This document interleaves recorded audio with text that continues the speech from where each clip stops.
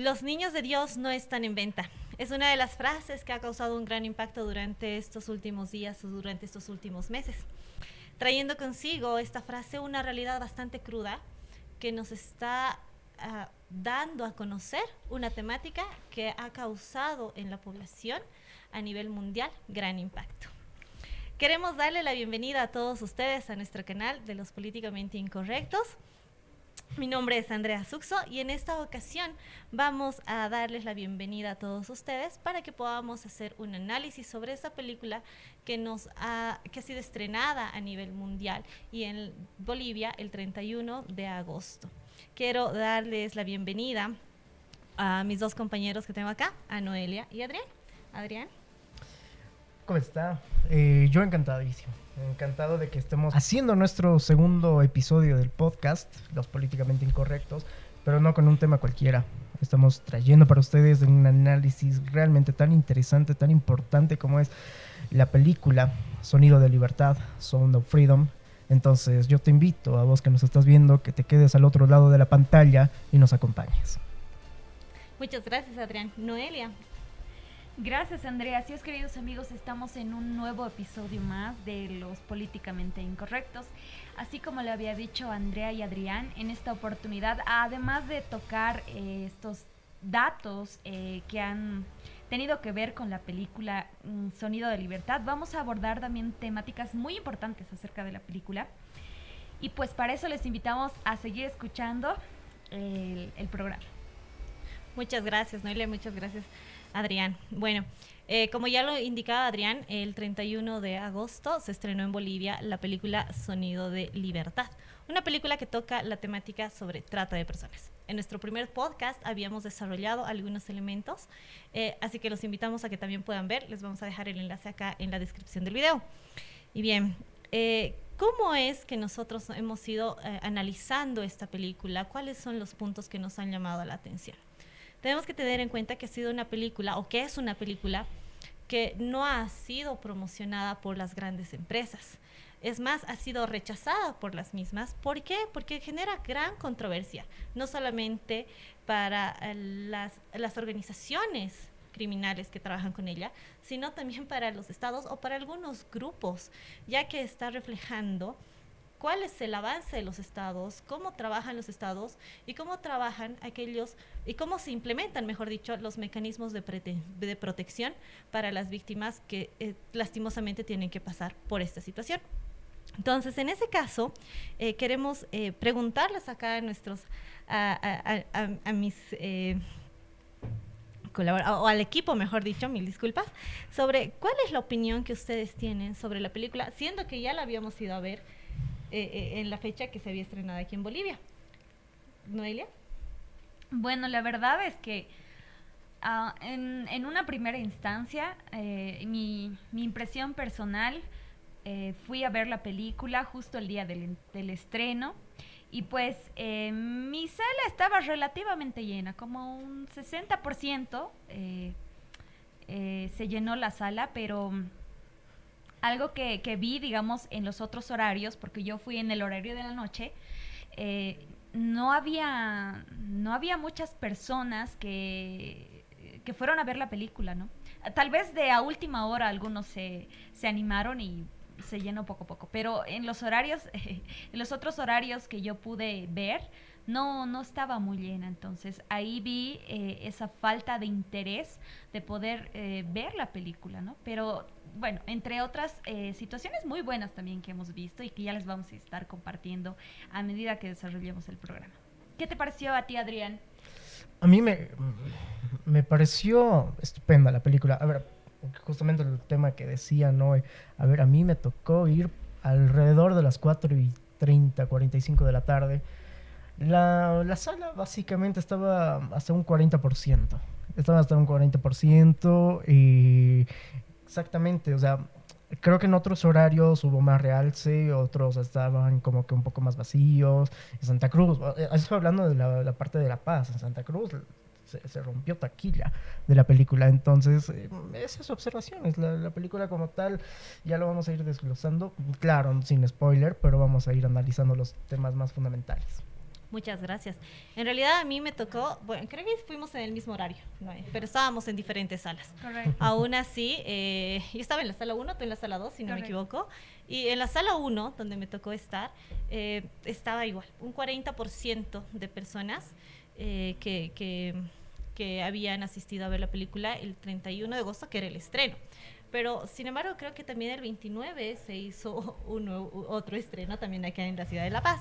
Entonces, bueno, había esa información. Sin embargo, a mí lo que me llamó la atención es el hecho de que realmente estas temáticas, en este caso como la trata de personas, sabiendo que a nivel mundial había tenido bastante impacto en la población, debido a la experiencia que habíamos pasado, ¿por qué será que la población no genera esa necesidad o ese gusto por ir a ver esas películas?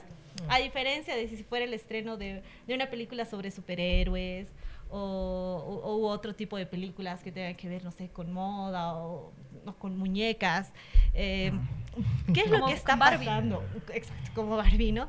¿Qué es lo que ustedes creen, o bajo la percepción que ustedes tienen, que realmente nuestra población o no le genera ese interés, como decir, bueno, yo quiero ir a llenar el día del estreno, quiero estar partícipe? ¿Creen que sea un tema de desconocimiento como tal, de interés? ¿Tendrá que ver con un tema de cultura quizás, de cómo nos importa saber estas temáticas? ¿Qué es lo que opinan? Yo pienso que, a ver, si bien para películas taquilleras que tienen una mega producción de publicidad, incluso como Avengers y demás, son capaces de agarrar y romper taquilla el día del estreno. Pero cuando se trata de estas temáticas, bueno, es como que la gente, qué interesante, bueno, o simplemente no están interesados, bueno, no están enterados de lo que trata, y es como que, bueno, sí, lo voy a ver, pero que salga el 2x1. O un poco más adelante, tal vez, pero no le dan la importancia que tiene el tema como tal. Uh-huh. ¿Para ti, Noelia? La verdad, pienso que la gente no va por el tema del desconocimiento y esa falta de sensibilidad a este tipo de actos, porque como bien en un momento yo lo decía, si no lo vives, o sea, no lo vas a entender.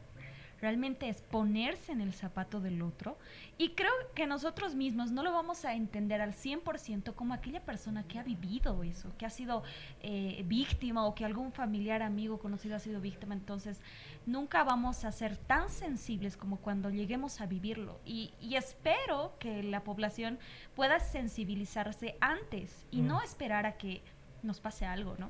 Y por otra parte, he notado que un muy buen porcentaje de la población cristiana ha ido a ver y está interesada en la película. Si bien en estos primeros momentos de estreno no hemos visto ese boom en nuestros cines de Bolivia, por lo menos acá en el de La Paz, tengo la fe y la esperanza de que en los, en los 2x1, que es lo que más la gente accede, ¿no? Por el tema económico y porque es más accesible, entonces vayan a ver la película.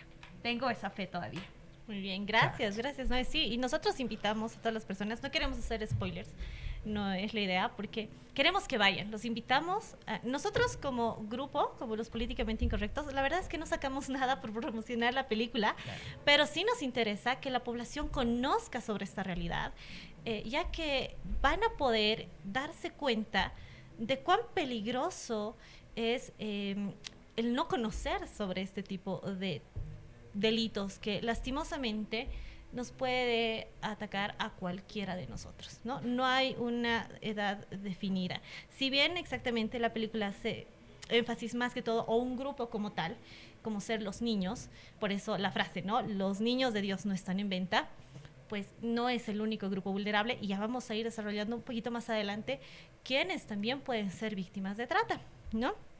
Bien, bueno, realmente es un tema bastante importante, y lo bueno de esta película es que toca un caso real, de la vida real. No es un guión inventado, no es que alguien diseñó algo, es la vida de una persona como Tim Ballard que ha decidido rescatar a los niños de esta situación en la que lastimosamente se encuentran, ¿no? Así que quedan todos invitados a que puedan ir a ver la película. Esperemos que puedan hacerlo en el cine, ya que van a poder quizás concentrarse mucho más en en la información que nos están queriendo dar. Bien, ahora hay un punto importante, ¿no? Quizás durante las promocionales que se hizo con el productor, que es Eduardo Verástegui, y las entrevistas que se hicieron a los personajes, se hablaba mucho y se decía que quizás Estados Unidos es uno de los países donde más se tiene como destino a víctimas de trata. ¿Y eso será que nos deja exentos a Bolivia de que realmente podamos tener víctimas de trata o de que seamos un país de destino? Pues no, definitivamente no. No, creo que nosotros hemos podido revisar bastante información en base a mi experiencia, en base también a lo que ustedes han podido investigar y todo aquello, que nosotros no estamos exentos de aquello, ¿no? Correcto.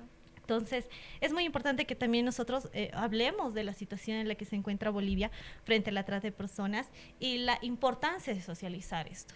El Departamento de Estado de los Estados Unidos genera informes anualmente. En este caso, hace una división en 3 niveles, que es el primer nivel en el cual están los estados que están haciendo las medidas suficientes para combatir la trata de personas. El nivel 2 es aquel estado que no está haciendo las medidas suficientes. Podríamos decir que está en un término medio. Y el nivel 3, que son estados que definitivamente no han hecho nada.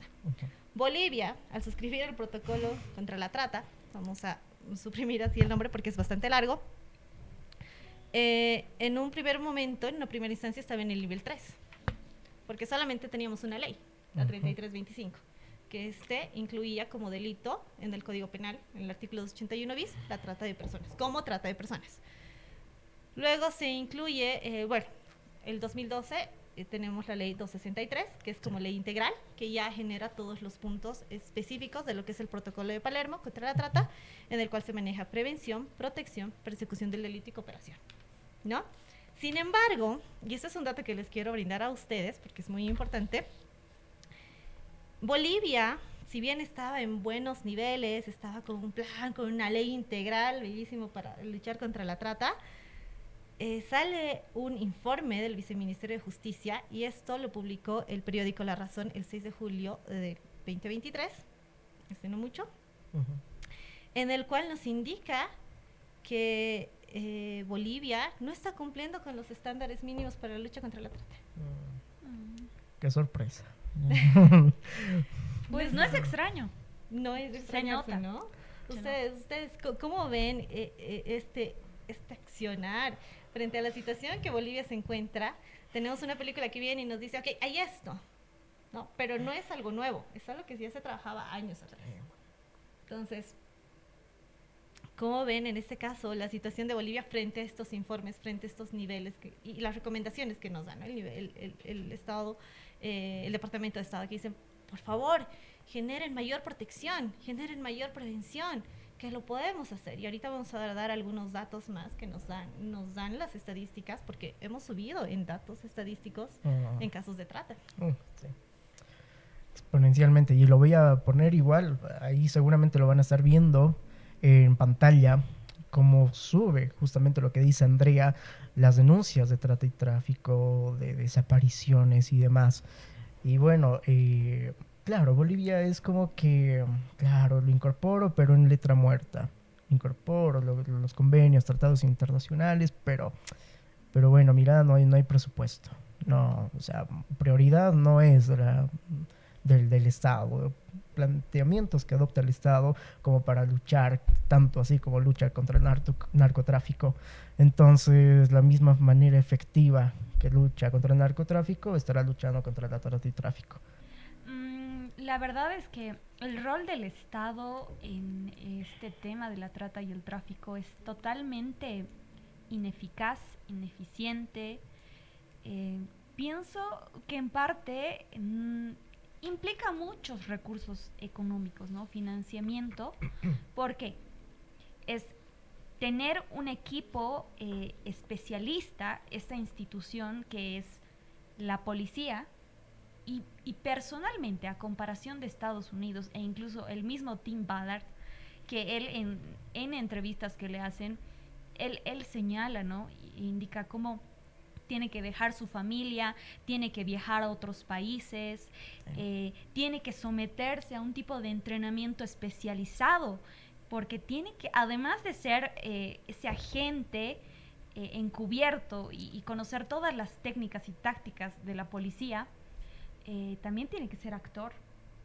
Porque ¿cómo es que va a rescatar a estos niños y a estas niñas, ¿no? Sino es que él va y pues tiene que hacerse pasar como uno más, como un pedófilo más, ¿no?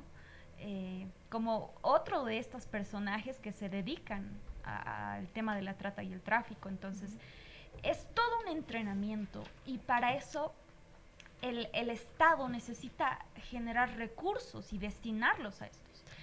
Y por otra parte, no solamente es el tema de prepararlos y de ir a rescatarlos, sino es después. ¿Qué pasa después con las víctimas? Que más adelante lo vamos a tocar más a fondo.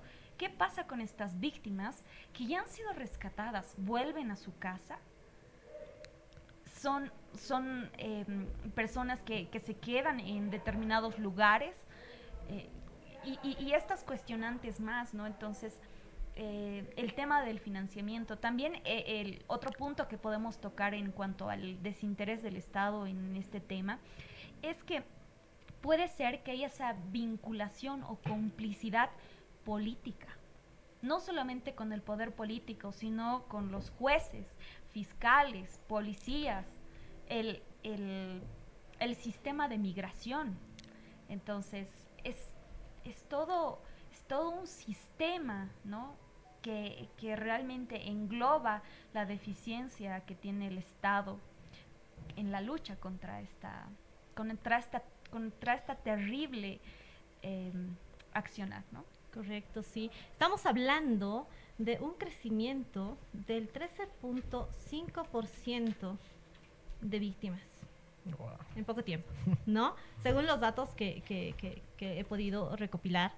Y bueno, tenemos bastantes observaciones. Y algo que me llamaba la atención dentro del informe, creo que lo vamos a dejar el informe acá también en la cajita para que las personas pueden ingresar y revisar los datos, es que me llamaba la atención algo muy interesante. Decía, si bien se han creado varios pilares de protección, que también son ineficientes, como les mencionaba Noelia, específicamente para mujeres, porque creo que nosotros tenemos un constructo mental de que las víctimas de trata son solo mujeres, ¿no? Decimos, explotación sexual, mujeres. Pero hubo un dato que acá les quiero lanzar que es muy interesante, que decían, después de la cuarentena o de la pandemia del COVID, se ha podido evidenciar que los casos en varones ha aumentado por la necesidad de buscar trabajo, ¿no? Entonces las redes, las organizaciones criminales, pues han encontrado ese nicho que no es que lo dejaban de lado antes, sino que en esta ocasión han podido captarlos de mejor forma porque había una necesidad. Sin embargo, los mecanismos de protección a víctimas que generan los estados no están adecuados para los varones, sino para las mujeres y los niños. Entonces, hay una deficiencia en ese pilar de protección, porque se ha visto solamente a mujeres y niños, pero decía el informe, pues no es así. Tenemos que tomar en cuenta también a varones, y también tenemos que tomar en cuenta a aquellos que son adultos mayores, porque todos somos vulnerables, sí, ¿no? Y ahí como varón, Adrián, ¿qué dices frente a este tema de políticas donde la sociedad no visibiliza tanto al varón, sino más a la mujer? ¿Cuál es el impacto? Claro, incluso dentro de la violencia igual doméstica se ignora las cifras de violencia contra el hombre. Solamente se toma por cuestiones de género porque conviene a ciertos grupos solamente visibilizar esos números, pero el otro lado no les conviene, porque bueno, es como si estuviéramos poniendo una barra de qué integridad física es más importante que la otra o quiénes son más importantes, la forma de implementar políticas públicas. Se deja exento al hombre porque se supone que el hombre, y eso es lo que teorizan algunas feministas, por así decirlo, se teoriza que más bien es el hombre el que genera la violencia contra la mujer, pero ignoran cifras como que la mujer también es violenta. No está en función del género, sino está en función de la persona, el tema de la violencia. Entonces, eso de ir invisibilizando ya es tanto aquí en Bolivia, en Argentina, España y demás otros países. Habría que hacer un reajuste por ese lado. Entonces, o sea, podríamos decir que todavía falta que esos mecanismos de protección se adecúen también a los hombres, ¿no? Algo que falta según la información que nos ha lanzado Andrea. Claro que sí, porque cuando nosotros hablamos de trata de personas, no estamos hablando solo de explotación sexual, Sí. ¿no? Tenemos 14 tipos de fines para la explotación. Y entre ellos, según el informe, indicaba de que había aumentado la explotación laboral. Entonces, no queremos decir que los varones no pueden ser víctimas de explotación sexual, porque sí lo son, también son. Entonces, tenemos que quitarnos esos constructos mentales que a veces tenemos, ¿no? De solamente las mujeres, solamente los niños. Y darnos cuenta que realmente este tema es muy importante. En el podcast anterior yo les decía, si hay un delito que no discrimina a nadie, pues es este. Porque todos sirven para la trata de personas, sí. Que eso es bastante triste, ¿no? ¿Cuál será el rol dentro de esto, dentro de esta temática? ¿Cuál será el rol de la familia? ¿Será importante la familia? ¿Será que la institución de la familia está perdiendo su fuerza como tal? ¿Cómo vemos a nivel mundial, quizás más en Latinoamérica, cómo está cumpliendo su función la familia? ¿Estamos perdiendo la función? ¿Será un punto importante para tratar este tema? Pienso la verdad que es un punto sumamente importante. Así como el Estado tiene que generar esos mecanismos de protección, leyes y todo lo demás, ¿no? Uh-huh. Para contrarrestar este tema, la familia pienso que es un pilar fundamental en la lucha contra este gran mal. ¿Por qué? Claramente vamos a verlo en la película. El apoyo que recibe Tim Ballard, que es ese personaje principal, por quien también se hace la película, ¿no? Recibe ese apoyo de su esposa. O sea, él dice, si mi esposa no me hubiera ayudado, no me hubiera animado, porque yo no quería, dice, ¿no? En varias entrevistas que a él le hacen, él dice, yo no quería.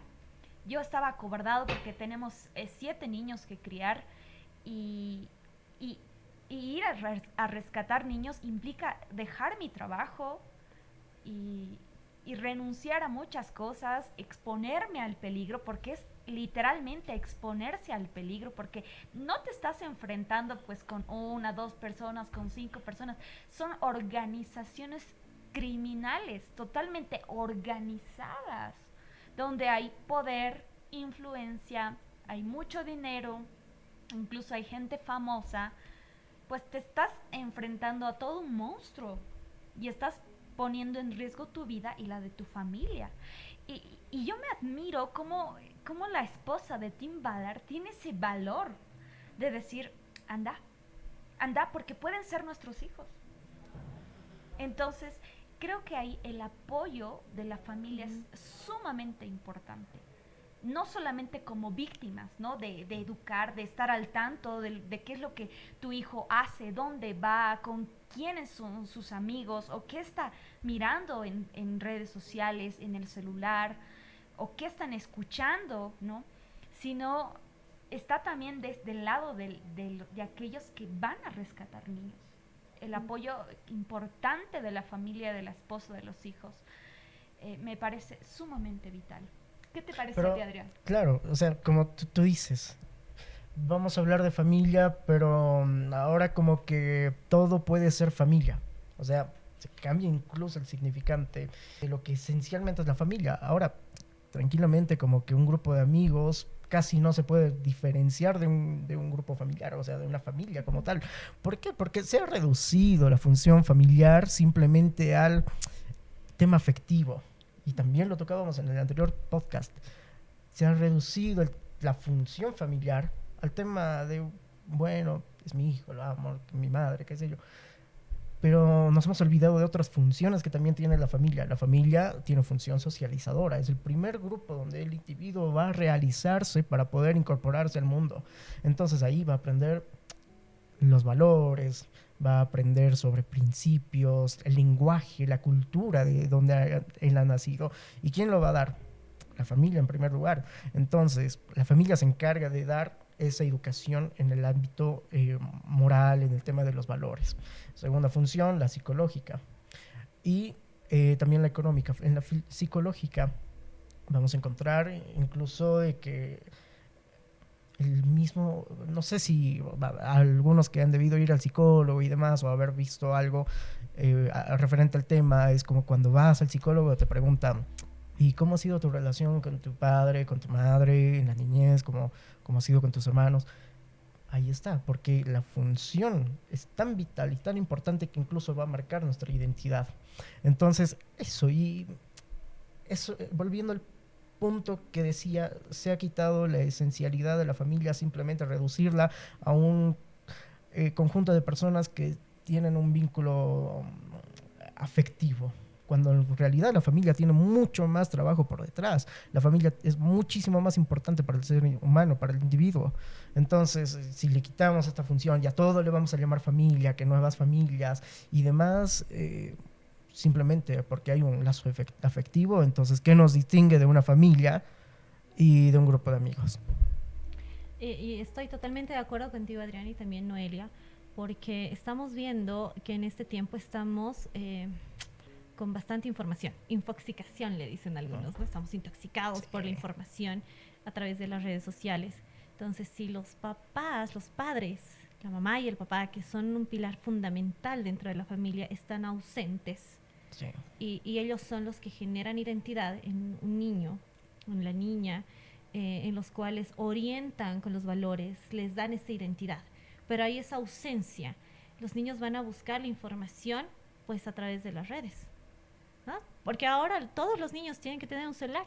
Eso nos produjo la pandemia. Para conectarse a las clases tenían que tener el celular, ¿no? Pero ahora también buscan información. Entonces, ¿cuál es la información que les llega a ellos? ¿Qué tipo de identidad ahora se está generando cuando hablamos de que ya hay muchas identidades, ¿no? A la vez? ¿Hacia dónde van? ¿No? Y eso genera vulnerabilidad en ellos. Porque cuando yo no sé cuál es la identidad que tengo, y a veces incluso puedo decir, bueno, hoy me creo una planta, o hoy quiero ser un caballo, y cosas así que estamos viendo también a través de las redes sociales, eso genera mayor vulnerabilidad. Cuán importante es realmente el rol de la familia, ¿no? Generadora de identidad, es el rol de la familia donde se construyen valores, donde se construyen... es como el núcleo donde uno se siente protegido. Pero cuando hay ausencia de padres, que son los pilares esenciales dentro de la familia, ¿dónde puedo encontrar ese refugio? ¿Dónde puedo encontrar mi fuente de información? Por eso es muy importante que los padres siempre estén al tanto de la información, actualizados, ¿no? Entonces, los niños actualmente, adolescentes, buscan la información en las redes, y pues hay información que es buena e información que es mala.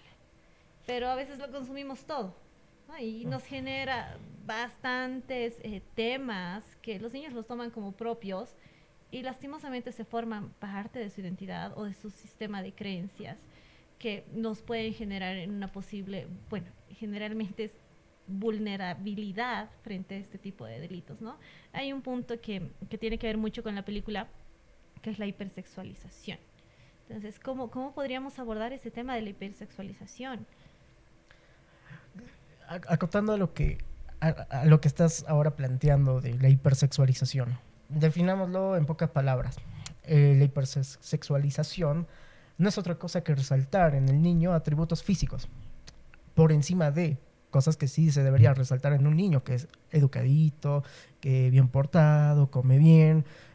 No, incluso por encima de los valores, ¿no? Entonces, en este error incluso caen las familias. ¿Las familias en qué sentido? Cuando incluso llega a hacerse una especie de parodia de que, ay, a ver, la niña que se pinte, que se maquille, ay, qué bonita, qué tierna se ve. Bueno, estás naturalizando una conducta que no le corresponde a su edad. Eso lo conocerá después, cuando ya sea joven, más adelante, pero no le corresponde a la edad que está viviendo actualmente.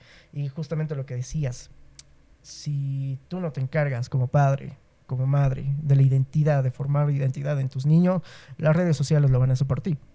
Y ahí está lo peligroso. Incluso, ahora sí, el tema de la hipersexualización. Por ejemplo, es tan fácil ahora hipersexualizar a un niño que está al alcance de un clic. Entras a... Por ejemplo, un niño ahora tiene muchas más facilidades para poder entrar a redes sociales, como por ejemplo TikTok.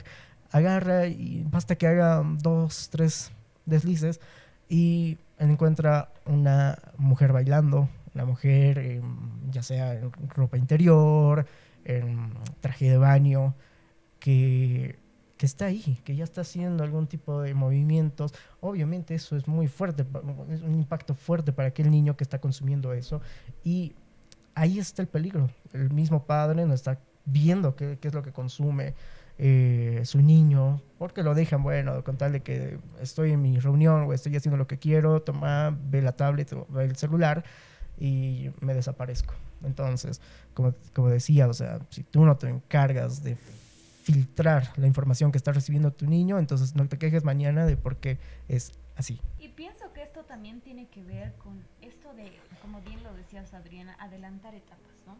Tiene que ver esto con el tema de la trata y la trata de personas. ¿Por qué? Porque estas víctimas son niñas y niños, son sometidos a el comercio sexual, prostitución, abusan de ellos, y no solamente una vez. Uno de los datos que nos daba la película era de que durante 10 años son vendidos estos niños y estas niñas, y durante 5, 10 o incluso 20 veces al día, ¿no? Entonces son datos alarmantes, sumamente alarmantes. Y por otra parte, también teníamos la información de que estos niños, además de ser vendidos, eran alquilados, como ya lo habíamos dado en una de las historias de nuestro TikTok de los políticamente incorrectos, que estos niños son alquilados por el monto de $3,500. Y otros datos que dieron todo el grupo de Tim Ballard era de que por noche eran alquilados a $3,000. O sea, es muy lucrativo, ¿no?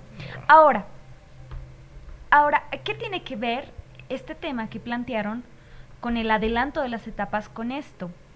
Es que estas víctimas, al ser sometidas a abuso sexual, violación, a prostitución, estas etapas están siendo adelantadas, como hablábamos con Andrea, la erotización del cuerpo de estas personas, ¿no? O sea, no despiertan esos sentidos sexuales a la edad indicada, ¿no? Sino que es adelantada.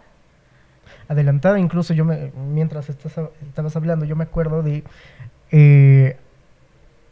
una tienda muy exclusiva en Santa Cruz, pero en realidad la gente lo puede encontrar en cualquier otra tienda de modas, de que es, bueno, lanzan fotos de niños, de niñas que están ahí posando, o sea, como si estuviese modelando.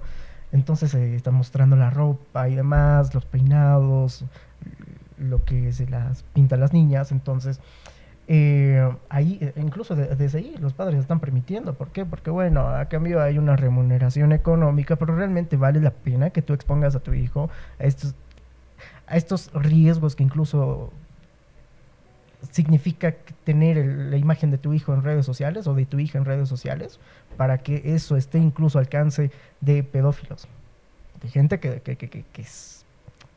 que consume estos contenidos, y para ellos que lo encuentren en una red social, fotos donde una niña de 5 años está posando como no debería, entonces es un paraíso para esto. Correcto.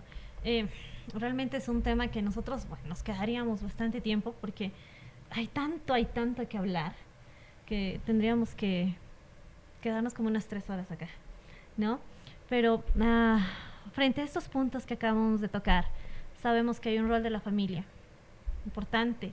Sí. Todos los que nos están viendo, por favor, seamos responsables con nuestros roles dentro de la familia, informémonos nuevamente. Sin embargo, tenemos una responsabilidad como sociedad civil, tenemos responsabilidad como cada uno dentro de sus familias, hermanos mayores, tíos, abuelos, padres y todo aquello, ¿no? Pero ¿cuál sería el rol del Estado? Porque el Estado también tiene que participar. El Estado no puede estar ausente. Tiene una responsabilidad, tiene una obligación como tal. ¿Cuál sería el rol del Estado frente a esta situación? El Estado, wow, es una palabra fuerte y es grande. Ahora, hay que definir lo primero. ¿Qué es el Estado? ¿Quién es o qué conforma el Estado? Porque hay gente que puede pensar que todos somos el Estado o... No, entonces hay que definir primeramente qué es el Estado. El Estado, yo rescato una definición de un sociólogo alemán, Max Weber, que él dice: el Estado es aquel grupo político que ha logrado dentro de un determinado territorio el monopolio de la violencia legítima. Esto significa que la violencia y la palabra Estado, el poder, van conjuntamente estrechas. Entonces el Estado es aquel defensor del statu quo que legitimiza su propia coerción, su propia fuerza, su propia coacción. Y esto es, por así decirlo, de alguna forma ¿qué queda de diferencia entre el Estado y una banda de delincuentes? Lo que le diferencia al Estado de este grupo de delincuentes es la palabra legitimidad. La legitimidad, en pocas palabras, es reconocer y otorgar cierta potestad al soberano de parte del súbdito. Entonces, así debemos entender al Estado. El Estado es ese conjunto de burócratas, ministros, presidentes, todo el aparato estatal, alcaldes y demás, que se supone que están cumpliendo una función. Ahora, esto es un poquito amplio para hablar, porque si vamos a decir cuál debería ser el rol del Estado, tenemos que remontarnos incluso a la historia. Vamos a encontrar en pensadores como Hobbes, que él decía que el hombre es el lobo del hombre. Esto quiere decir que antes de la civilización, el hombre vivía en un estado de naturaleza donde había constante agresión y violencia. Entonces, la autoridad de un gobernante, la sociedad, las leyes, surgen a partir de un contrato social, para que se mantenga un orden social. Posteriormente vamos a encontrarnos con Spinoza. Decía, bueno, Hobbes tiene cierta razón, tiene que prevalecer un orden social, pero no simplemente eso, porque también el individuo debe realizarse en todas sus potencias. Cuando estamos hablando del contrato social, estamos renunciando a la forma de hacer justicia por mano propia. Entonces, al momento de que renunciamos y le damos el poder a alguien más para que sea, bueno, función judicial se diría el que imparta justicia, pero le queda muy grande al gobierno esa palabra. Vamos a decir dirimir conflictos, ¿ya? Entonces, en la labor de dirimir conflictos, no solamente debe ser como que el policía que se encarga de que no se estén agrediendo unos a otros, sino que el que te debe garantizar tu formación y realización en la máxima potencialidad. Entonces, teniendo eso en cuenta, deberíamos empezar a tener un poco más de criterio, cuestionarnos, ¿el rol del Estado realmente se está haciendo? O sea, porque hay un contrato social en el cual nosotros le cedemos el poder y la potestad al Estado para que éste dirima conflictos y nos proteja. El rescato mucho de Luke, que él decía, a ver, si dentro del contrato social el Estado no está cumpliendo su función, entonces ¿por qué el individuo tendría que estar todavía sometiéndose a alguien que está, por ende, renunciando a la legitimidad, porque se le ha dado la legitimidad para que nos proteja? Si no está cumpliendo este rol, entonces no tenemos ninguna obligación. Estamos con total libertad de poder levantarnos, rebelarnos, alterar el sistema de gobierno incluso, hasta poder cambiarlo. hasta poder suspender dicho gobierno. ¿Por qué? Porque no está cumpliendo Claro. su rol. Generemos resistencia. Exacto. Resistencia, porque no estás garantizando aquello de lo cual tienes que hacer. ¿no? Exacto. Tú tienes que garantizar. Bolivia es un estado totalmente garantista. Exacto. ¿Y qué es lo que está pasando? Cuando yo leía precisamente los informes, decía, wow, no está cumpliendo con protección. ¿Por qué no está cumpliendo? Es su obligación hacerlo. ¿Dónde estás tú? ¿Por qué estás ausente frente a estos puntos que son importantes? Pero estamos en otro tipo de temas, ¿no? Cuando lo verdaderamente importante y lo verdaderamente vital no lo está haciendo, y es como estamos con el contrato social. ¿Qué es lo que Claro. estás haciendo? Y ahí es donde nosotros tenemos que cuestionar su rol, ¿no? Y algo que me gustó, que una de las mamás de las víctimas, cuando fuimos a ver la película, que pronto se los vamos a subir a las páginas para que vean la entrevista, ella dijo algo muy interesante. Dijo, estas organizaciones, así como su nombre, están muy organizadas. Correcto. Muy organizadas. Y como Estado, o sea, nos estamos quedando atrás. Y algo importante que mencionaba Adrián, todo esto que conlleva entender el tema del Estado, y se me vino a la mente los elementos del Estado, no sé si te acuerdas, que es gobierno, sí, el rol del gobierno. O sea, cuando hablamos del Estado, no solamente el gobierno es quien tiene todas las responsabilidades, sí tiene una mayor responsabilidad, porque le hemos otorgado cierto poder, ¿no? Sí. Entonces, pero también cuando hablamos de Estado, estamos hablando también de la población, de nuestro rol para contrarrestar este mal. También estamos hablando de esta organización en la que se basa el Estado, que son los 4 poderes, ¿verdad? Judicial, ejecutivo, electoral. Entonces, es todo un conjunto de organismos, instituciones, personas, incluso la familia, la educación. Es todo un organismo que tiene que trabajar para contrarrestar este gran mal. Cuando nosotros hablamos de Estado, obviamente, bueno, no, la población no es el Estado, ¿no?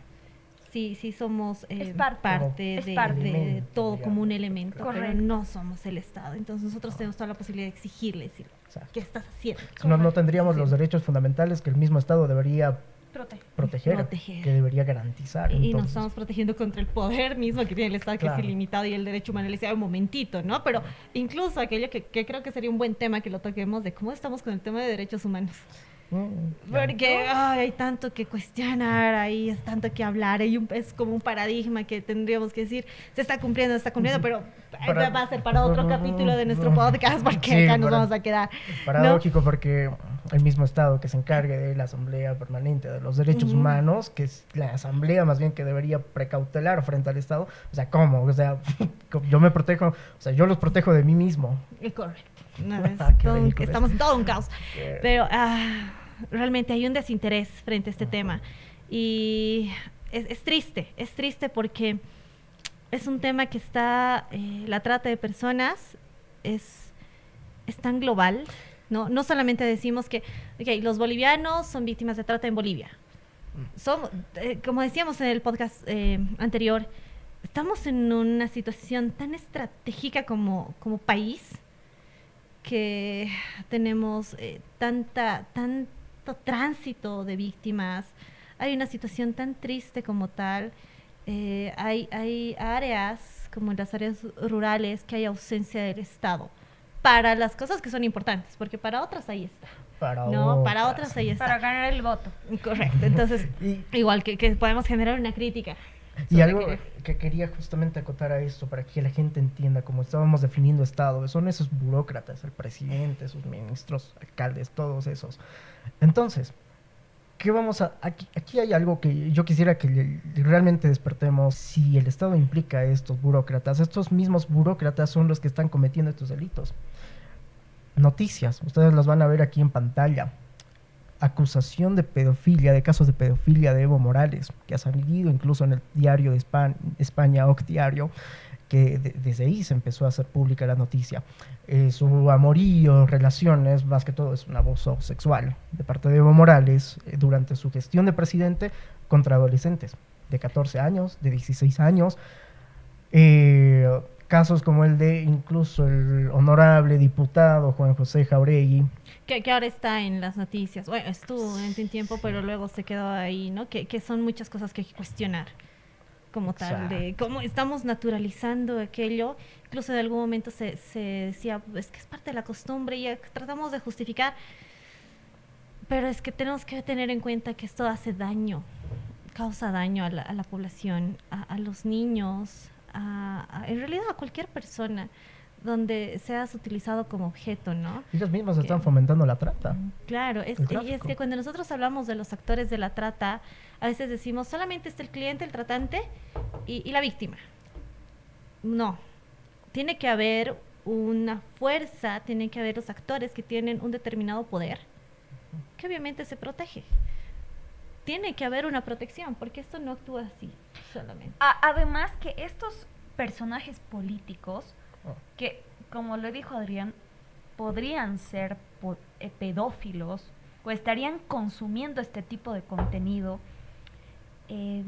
están en una posición de poder, de influencia y demás, en el que podrían legalizar el tema de la pedofilia, por ejemplo. Que es algo que se está cuestionando en varios estados, ¿no? Y se está manejando también dentro del área académica. En Chile salieron algunas tesis en los cuales como que se quiere naturalizar la pedofilia, pero hay tanto tema que hablar sobre aquello que incluso se dice puede ser una identidad de género y hay discusiones sobre aquello, ¿no? Que también tendríamos que abordarlo en otro episodio, porque es bastante lo que tenemos que hablar realmente. Cuando nosotros hablamos de tratas, son varios los temas, ¿no? Pero ahí que invitamos también a la población a cuestionar a los personajes políticos que nos representan, porque tienen que tener honorabilidad en todo, ¿no? Se los decía padres de la patria, madres de la patria, y realmente esa integridad que tienen que demostrar frente a tantas áreas y escuchar este tipo de noticias, porque no es algo que se esté dando solamente acá. Ha habido noticias en las cuales la gente ha podido ver estos temas como los que mencionaba Adrián hace un momento. Bueno, pues entonces, ¿dónde está la honorabilidad de aquella persona que yo he elegido? Sí. Nosotros no, pero que algunos han elegido para que nos gobiernen. ¿Y qué es lo que están demostrando, no? Y ciertas frases que se lanzaban incluso en algún determinado momento, como el hecho de no es necesario que estudies, porque para que tengas esta situación de poder o para que llegues a este nivel, y tantas cosas que los niños, la población en sí también escucha y lo puede hacer propio, ¿no? Pero bueno, ¿qué pasa con las víctimas cuando se las rescata? Ya estamos viendo que hay un rol y un desinterés por parte, no solamente de Bolivia, que podemos hablar de diferentes estados, ¿no? De casi la mayoría, porque es un tema que maneja a varios estados como tal. Pero ¿qué pasa con las víctimas cuando se las rescata? ¿Cuál será la situación entonces frente a esta ausencia como tal? La verdad pienso que es un tema muy interesante, porque como les decía en un principio, no solamente es rescatar a las niñas, niños o personas que son víctimas de trata, sino también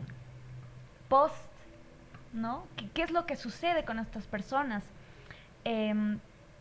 Varios agentes de Estados Unidos decían cuál es la técnica que utilizaban, es que los llevaban o los llevan a casas de acogida, albergues, que el mismo Estado tal vez en muchas ocasiones proporciona, o ONGs o fundaciones, y pues se necesita también el tema económico, porque tienen que alimentarlos, tienen que ayudarles a recuperarse de este trauma emocional, físico, psicológico, y no solamente de la víctima, sino también de aquellos que van a rescatar.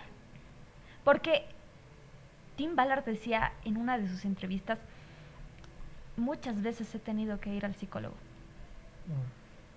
Muchas veces, porque me pensaba que cuando veía a los niños veía la cara de mis hijos. Entonces, ahí hay un trauma emocional, físico y psicológico muy fuerte, en el cual personal nunca he pasado por ese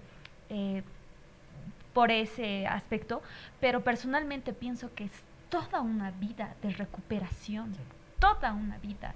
y es invertir mucho en esto. Entonces, y no solamente eso, ¿no? Sino que estas víctimas no solamente sufren, como les decía, la explotación sexual, sino laboral. O sea, les explotan laboral, sexualmente también, como hablábamos de la mendicidad forzada también, ¿no? Esto de que les exponen a pedir dinero en las calles, ¿no? Entonces es una explotación múltiple. Es que estamos hablando de que se quita la dignidad humana y se lo vuelve un instrumento, un objeto a libre disposición, que realmente es bastante triste, ¿no? El hecho de que te quiten aquello que es tu esencia como tal, donde puede venir una persona que solicita el servicio, ya sea en base a una explotación laboral, mendicidad u otros, o sexual, en el cual te manejan a su libre disposición. Y realmente eso es bastante fuerte al momento en el que se rescata a la víctima, que de hecho no todas las víctimas pueden ser rescatadas. Es un dato que el día de hoy veía de una víctima rescatada, que es Carla Jacinto, de México. Ella decía, el 2% de las víctimas puede salir con vida, que subió, antes era el 1%, ahora es el 2%, ¿no? Que es muy poco, porque la mayoría de las víctimas no sobreviven a esta situación. Generalmente las matan, ya sea porque se exponen a la vez a enfermedades o a diversas situaciones que pues no son atendidas, o porque si están fuera del país, generalmente se encuentran en un estado de irregularidad migratoria. Entonces no reciben atención médica, son objetos que son desechables. Se enfermó, bueno, pues nos deshacemos de ella, ¿no? Ya nos dio todo lo que nos tenía que dar, las ganancias, pero no voy a gastar más. Ok, adiós. De hecho, se generan deudas, ¿no? Te estoy dando de comer, me debes. Así que me tienes que pagar y las deudas crecen. Entonces, imagínense, estamos hablando de 2% de víctimas que pueden ser rescatadas, que ya es una pena, ¿no? Y sobre eso, no tener casas de acogida adecuadas para que generen esa contención psicológica o esa contención física, porque muchas llegan con varias enfermedades y todo aquello, pues es una pena, ¿no? El Estado definitivamente no está preparado. No, y tampoco está la sociedad, porque cuando se rescata a una víctima de trata sexual, generalmente se tiende a decir, ok, esta persona ofrecía este tipo de servicios, ¿no? Y se la rechaza. Entonces, por eso es muy importante la concientización sobre el tema. No solamente generar una mera información académica o una información, sí, yo conozco lo que es trata de personas, sino concientizarse sobre el tema, tenerlo presente internamente de cuáles son los riesgos que puede generar, ¿no? Y de esa forma le exigimos al Estado, porque si yo no lo conozco bien, pues no le voy a exigir nada al Estado. Claro, entonces, voy a reclamar. Ese es un punto esencial, ¿no? Bien, creo que con esto ya hemos llegado acá al final de nuestro podcast, y queremos agradecer a todas las personas que nos siguen en el canal. Les invitamos a que puedan darnos sugerencias en los comentarios para decirnos qué temas les gustaría que abordemos. Y también denle like a nuestro podcast para que podamos llegar a mucha más gente. Tenemos sorpresas como grupo, ¿no? Los políticamente incorrectos, porque no solo queremos quedarnos acá con esta información, queremos poder llegar a jóvenes, adolescentes en colegios, universidades, con puntos específicos de prevención sobre este tema, porque para nosotros es muy importante. Quizás acá el tiempo nos limita bastante, pero queremos que todos conozcan de la importancia desde un punto de vista concientizador, porque para nosotros lo importante es la prevención, ¿no? Entonces, ya vamos a estar con más sorpresas, quizás vamos a estar tocando puertas ahí en algunos colegios, en algunas universidades, para que nosotros podamos dar esta información, dar a conocer de la importancia de que se conozca todo aquello, y más allá de generar quizás un adoctrinamiento, que ese no es el punto, generar ese pensamiento crítico en nuestros niños, en los adolescentes y también en los padres, en la sociedad como tal. Muchas gracias, Adrián. Muchas gracias, más bien, Andrea, Noelia, y a ustedes que se han quedado hasta el final del video. Muchas gracias por acompañarnos, por analizar juntamente a nosotros, pensar críticamente. Eso es lo que es vital y es lo que promovemos en este espacio. Y nada, los invitamos a que nos sigan en las redes sociales, aquí en la bandeja les vamos a dejar la parte de suscripciones para nuestras páginas. Y nada, cuestionémonos realmente si el Estado está haciendo lo que le corresponde o simplemente cambiamos. Hay momentos en los que hay que cambiar si no se está haciendo las cosas bien. Y nada, más bien muchísimas gracias. Ha sido un placer compartir otra vez micrófono con ustedes. Gracias. Noelia. Yo quiero quedarme con esto, ¿no? Necesitamos más Timoteos, necesitamos más Tim Ballards, esas personas que arriesguen su vida para poder rescatar, y para eso primero necesitamos sensibilizarnos, porque si no, difícilmente van a salir Timoteos de Latinoamérica, porque Timoteo, que es Tim Ballard, él no puede ingresar a muchos países americanos porque él es americano y su jurisdicción como policía, como agente, es limitado, ¿no? Entonces necesitamos más de estos personajes en nuestros países para poder luchar contra el tema de la trata y el tráfico. Y pues sí, queremos agradecerles por haberse quedado hasta el final de este episodio más de Los Políticamente Incorrectos. Les invitamos que puedan suscribirse a nuestro canal de YouTube, que puedan seguir la página en Facebook, en TikTok, en Instagram. Estamos como Los Políticamente Incorrectos. Y no se olviden, los niños de Dios no están a la venta.